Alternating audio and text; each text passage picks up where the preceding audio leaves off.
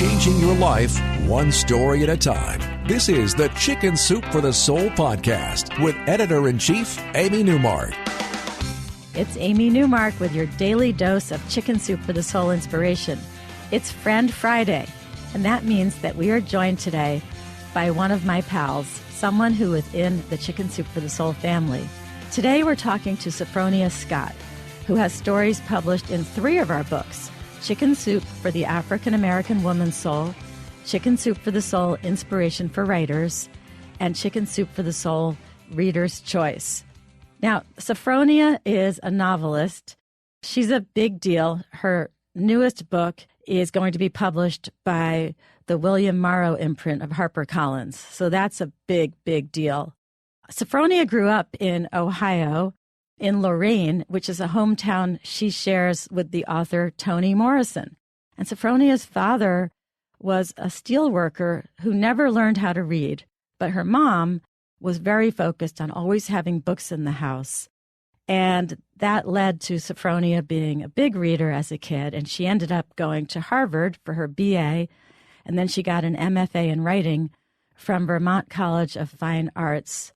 Now, after Harvard, she went and worked at Time and People. And boy, do you learn how to write when you work at one of those magazines, because you're churning out a lot of big articles really fast. Sophronia's first novel was published in 2004. It's called All I Need to Get By, and it was nominated for Best New Author for the African American Literary Awards. And I think you've all heard of Professor Henry Louis Gates Jr. He hailed her as potentially one of the best writers of her generation.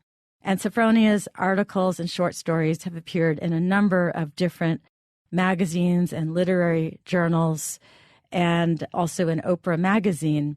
So we're very excited to have her here today. She, besides being a wonderful writer, has a husband who I know, who's a teacher, and she also has a cute son, and she lives in Sandy Hook, Connecticut, where she's very active in her community as well. And you can read more about Sophfronia at sophfronia.com. It's SOPHFRONIA.com, and that's how you can reach her as well. So, Sophfronia, welcome to the Chicken Soup for the Soul podcast. Oh, hi, Amy. I'm so glad to be here. Thanks for having me. I'm really excited to have you. And I'm going to tell you something that you don't know, and that is that you are featured in my new book that's coming out in October. It's called Chicken Soup for the Soul, Maverick with a Mission. And I have a whole chapter in the book about the power of smiling. And I talk about the story that you wrote for our Reader's Choice book. So I wonder if you could just talk a little bit about that story. Oh, this is interesting. Your story title has the word light in it. And yes. Before we went on, Sophfronia and I were talking about the word light in book titles and how much we like it. And here you were using it in your story title, Living by the Light of a Smile. Yes, and I'm thrilled to hear that you've mentioned this story in your book, because this story means a lot to me. I think that in our world today, just in terms of the way we walk around, we don't necessarily even look at each other, let alone smile at each other. And when I lived in New York City, and I talk about this in the story, I went right after college. So I had very little experience with being in a big city and making my way around. And I found it wasn't comfortable for me to look at people, let alone smile at people, because guys would just, take that as an invitation. They would say, hey, baby, and all of that. And I just didn't know how to take that. So I found myself getting very closed off and not smiling at people. The story that you mentioned is actually from the Reader's Choice book, which is referencing stories from the original Chicken Soup for the Soul. And so I'm talking in my story about my experience of reading one of the essays about the smile. It really changed me. It told the story of Antoine de Saint-Exupéry. I don't know if I'm pronouncing that correctly, the guy who wrote The Little Prince, and how he was in a jail as a pirate, and he written this story about how he thought he was going to die, and he managed to make this connection with his jailer simply because he smiled at the guy. The guy was offering him a light for his cigarette, and he smiled at him, and they made this wonderful connection that made the jailer release him. And I just went out the next morning and I smiled someone. I smiled someone at a deli, and he noticed it in a good way and said it made his day. And I realized, and I felt good about it. And so I was like, okay, this is good. This feels good. I'm going to try to do this more. And it really has been a powerful expression for me, and almost like a calling card. People always mention my smile, and I feel like I can change things. I can change people's day by smiling. So it's really big for me. I agree. I've always said that a smile is like a boomerang. You throw it out there and it comes right back at you. And so I totally agree. And that's why one of the earliest chapters in my book is about smiling and featuring your story. So this is great. We'll talk about it again in October when I send you a copy of the book. So the other thing I wanted to talk to you about, besides smiling, and by the way, I always envision you with a smile. That's my mental image of you, because you do have that wonderful smile. But the other thing that I thought was really interesting was your journey as a writer and the fact that you went back to get an MFA in creative writing even after you had had your first novel published by a major publishing house. It was St. Martin's, wasn't it? Yes. So tell us about that. I know you wrote about that in our book, Chicken Soup for the Soul, Inspiration for Writers. Yes.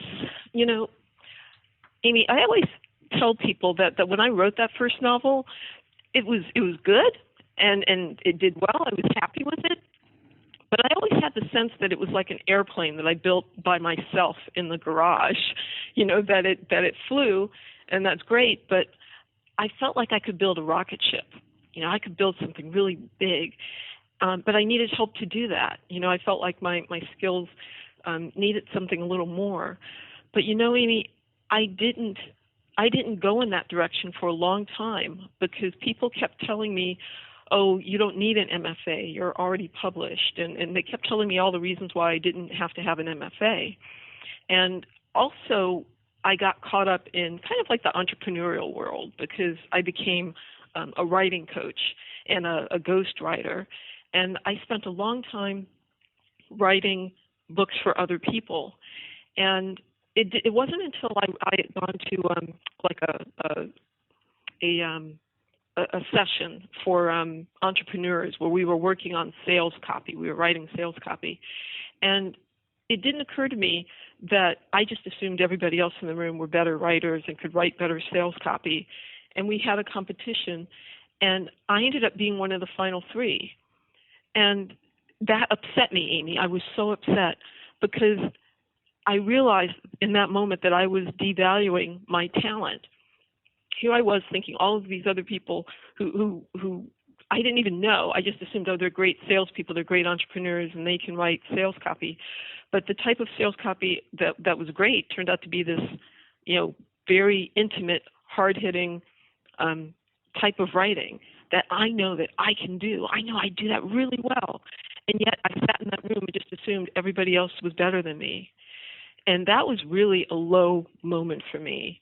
I can liken it only to if you saw Whitney Houston on that Oprah interview where Oprah pointed out that there was a moment where Whitney had not honored her God-given talent.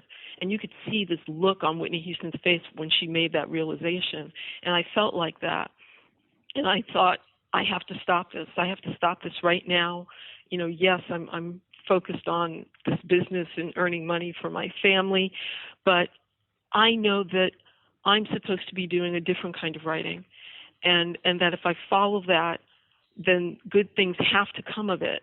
I have to trust it, and I have to do it, and I have to honor my talent. And so from that moment on, I said, I'm going to do this.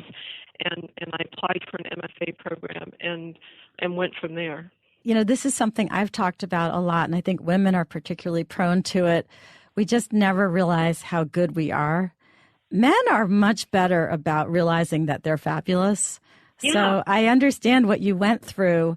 There is something called imposter syndrome where people who are very successful think that they don't really deserve to be where they are and that they're just faking it and everybody else is going to figure it out. And I think you're very typical of extremely capable women who start to doubt themselves. And I have to say, I thought your first novel was a rocket ship also. I read it and I loved it. Oh, thank you. But I know what you're saying, and it is true that sometimes you just need some help or you need somebody to help you organize your thoughts. I think it's interesting that you were at People magazine, and one of the things that you say about that experience of being at Time and People is that it's where you learned how to create order out of chaos by taking massive amounts of facts and ideas and making them into a single cohesive form. Yes.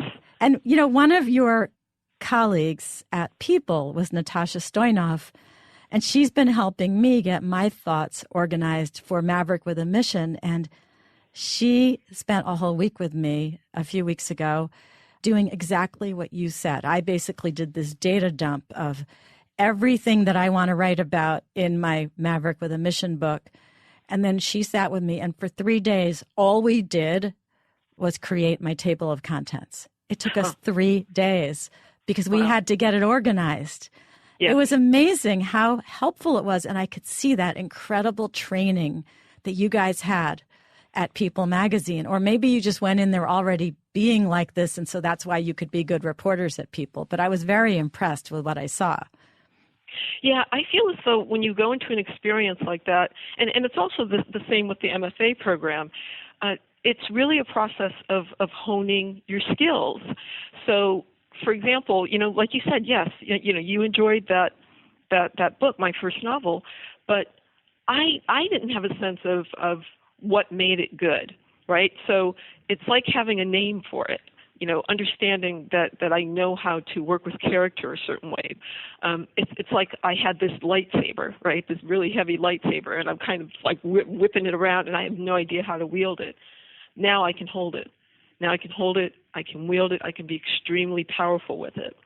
What I learned in the magazine world already put me in a tremendous stead because organization, I see so many writers struggle with organization, and I know there are different ways to write. That there are some people, especially fiction writers, who will sit down and say, okay, let's see where this book goes today. And I'm definitely not like that. I marshal my forces. I lay out elaborate outlines. I like understanding where a book is going. And I work with structure. And now I really like the ground that I'm standing on right now as a writer.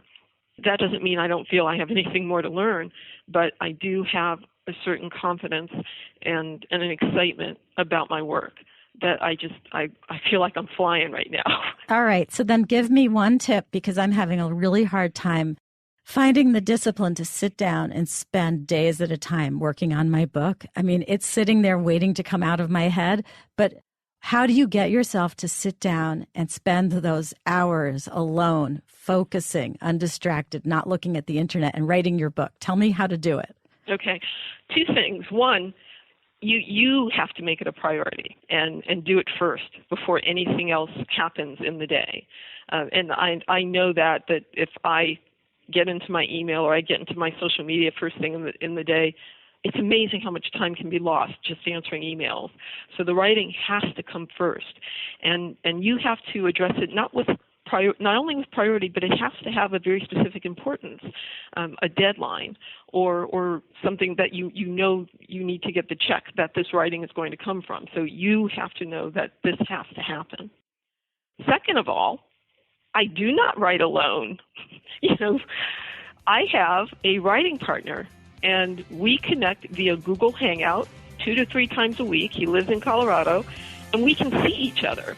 I love that. All right. Well, thank you, Sophfronia. I'm so glad you joined us today. I'm Amy Newmark, and the next time we get together, I'm going to share a couple of stories that will make you wonder, could you go a whole year without buying anything except food?